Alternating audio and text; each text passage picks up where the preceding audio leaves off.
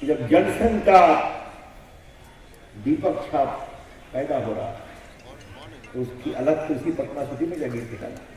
आज वहीं से निकली, पुराने कार्यकर्ता भी हैं यहाँ पर, आप तो खुद पूरे इतिहास को विश्व में जानते हैं। इतने भोजन तो होगा, लेकिन आपके कार्यकर्ताओं का उत्साह तो सबसे पहले पटना साहिब के इस देव दुर्लभ कार्यकर्ताओं को कार्यकर्ता रविशंकर प्रसाद प्रणाम करता है, अभिनंदन करता है कि आपने नंदकिशोर यादव को जिता दिया और हाईएस्ट वोट ले आए। एग्जिट पोल हुआ था, हमको पैर टूट गया था तो वोट देके दिल्ली गए, तो वहां से कई पत्रकार जो दिल्ली से आए थे पटना घूमे, कहे रवि बाबू पटना साहिब की हमें हालत खराब लग रही। राष्ट्रीय अध्यक्ष थे, आपके सांसद महोदय राष्ट्रीय उपाध्यक्ष थे, राष्ट्रीय महामंत्री शिवराज सिंह चौहान मध्य प्रदेश के मुख्यमंत्री, और आपके गृह मंत्री अमित शाह राष्ट्रीय कोषाध्यक्ष थे। तो हम लोग वहां से काम करना शुरू किया और आज देश को आगे बढ़ाते हैं। और नंदू जी ने मेरे ऊपर बंधन लगा दिया है और अब संजीव चौरसिया का फोन पर फोन आ रहा है, तो उसमें 5 मिनट में किसानों के बारे में बात करके अपनी बात समाप्त करो। ये क्या है कानून? शुद्ध भाषा में ये कानून किसानों को अवसर देता है। भारत का किसान अपनी फसल कहीं भी बेच सकता है जहां उसको अच्छा पैसा मिले। आपको मालूम है कि बिहार में आकर औरंगाबाद में स्ट्रॉबेरी की खेती होती है, कलकत्ता से व्यापारी आता है खरीदते। आपके किशनगंज में अनानास की खेती होती है, पूर्णिया में केले की खेती होती है। और देखिए, अगर आप नया अवसर देते हैं तो क्या होता है। हमने अपने कोरोना में कहा हमारा एक कॉमन सर्विस सेंटर चलता है, देश में 4 लाख में ले गया हूं। डिजिटल खिड़की है, आपका लैंड रिकॉर्ड देते हैं, आपका बिजली का बिल जमा करते हैं, आपको प्रधानमंत्री ग्रामीण गृह योजना में अप्लाई करना है तो उसके लिए करते हैं। हमने उनसे कहा कि किसानों के लिए टेक्नोलॉजी से रास्ता निकालो। इतना मोबाइल फोन हमारे भाषण को रिकॉर्ड कर रहा है। आज हमने क्या किया, एक ऐप बनाया है जिसके माध्यम से किसान बाजार के साथ कहीं भी जुड़ सकता है। 3 दिन पहले खबर 8 करोड़ रुपया दिया। अभी मोदी जी 25 तारीख को अटल जी का जन्म दिवस है, 2000 रुपया देश के 10 करोड़ किसानों को देंगे। फसल बीमा योजना, नीम कुंडली यूरिया, तो किसानों के लिए तो नए नए अवसर तलाश कर रहे हैं। तो आपको ये नीचे बताना है, ये कांग्रेस पार्टी, ये सीपीआई, ये सीपीएम, ये आरजेडी, ये सब मनमोहन सिंह के साथ खड़े थे जब ये प्रयास हो रहा। उस समय नहीं कुछ बोलते और आज ये नहीं होता। आज हमारे जल्ला के किसान आए, कठुआ के किसान, हमारे बख्तियारपुर के किसान हैं, एक से एक नए प्रयोग करते हैं। तो क्या वहां उनको अपने शलगम और अपने प्याज और अपने बाकी उपज को बेचने का अवसर नहीं मिलना चाहिए? यही है बिल।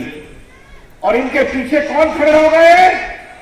वो लोग जो भारत में विरोध करते हैं, जो भारत को तोड़ने की बात करते हैं, जो भारत को कमजोर करने की बात करते हैं। तो हम लोग बिल्कुल समर्पित हैं किसानों के विकास के लिए, भारत के विकास के लिए। तो आज आप सम्मान भी करिए और ये बात मुझे तक पहुंचाइए भी कि किसानों के विकास के लिए हम समर्पित हैं। और जो लोग शर्मनाक दोहरा चरित्र लेकर चल रहे हैं उनको हमको एक्सपोज भी करना है। तो बस इतनी ही बात करके ताकत को बनाए रखना है। और हम सब संयोग से दोनों जगह अपनी सरकार, माननीय नरेंद्र मोदी के नेतृत्व में दिल्ली की सरकार और माननीय नीतीश कुमार के नेतृत्व में बिहार की सरकार, दोनों सरकारों का लक्ष्य केवल विकास है। विकास के रास्ते में हमको राज्य को भी आगे जाना है और देश को भी आगे बढ़ाना है। इस रास्ते में रुकावट डालने के लिए क्या वो कांग्रेस पार्टी के लोग हो या आरजेडी के लोग हो या और कोई पार्टियां, जो इस विकास के काम में रुकावट डालेगा, जनता उसको सबक सिखाने का काम करेगी। इस बात का ध्यान रखना। जवाब देने का अवसर मिला तो किस प्रकार बिहार और देश को लूटने का काम किया, जनता को बताने का भी काम करना। न्याय दोनों सरकारों ने, जो डबल इंजन की सरकार जिसने विकास के रास्ते में कदम बढ़ाने का काम किया है, उस सरकार के साथ अपने को जोड़ते हुए विरोधियों को माकूल जवाब देने का काम, इसका निर्णय लेते हुए इस संकल्प के साथ आगे बढ़े कि विकास हमारा लक्ष्य होगा, विकास के लिए जिएंगे, विकास के लिए बनेंगे। इस संकल्प के साथ मैं आज यहाँ आमंत्रित करता हूँ अपने सभी के लोकप्रिय सांसद और आज के कार्यक्रम मुख्य अतिथि माननीय रविशंकर प्रसाद जी से आइए हम सबको संबोधित करिए। माननीय रविशंकर। भारतीय जनता पार्टी का आज कार्यकर्ता सम्मान समारोह था पटना साहिब विधानसभा क्षेत्र का, साथ साथ जो कृषि बिल पर चर्चा हो रही है उसके भी विषय को ठीक ढंग से रखने का कार्यक्रम था।